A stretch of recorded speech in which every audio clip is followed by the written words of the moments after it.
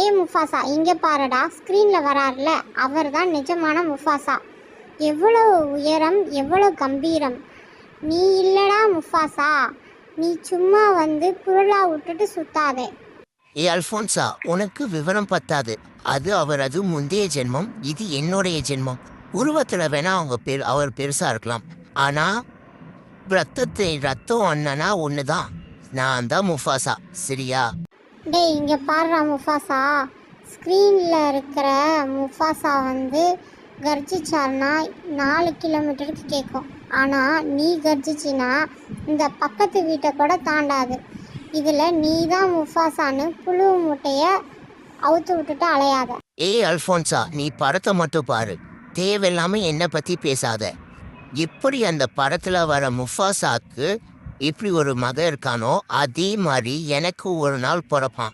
இந்த பாருடா முஃபாசா, அந்த ஸ்க்ரீனில் வர முஃபாசா ஸ்கார்க்கு கிட்ட அடி வாங்குது. அதே மாதிரி நீ என்கிட்ட அடி வாங்க போறியா?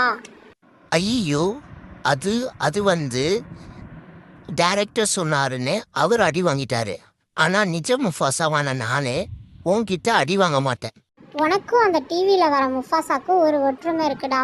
அவனுக்கு ஸ்கார்க்குன்னு ஒரு தம்பி இருந்தான். வீட்டில் ஒன்றை மிரட்டுறதுக்கு பிக்காச்சுன்னு ஒருத்தர் இருக்கான். போன வாரம் ஒன்றை அவன் மிரட்டுனதை நான் பார்த்தேனே.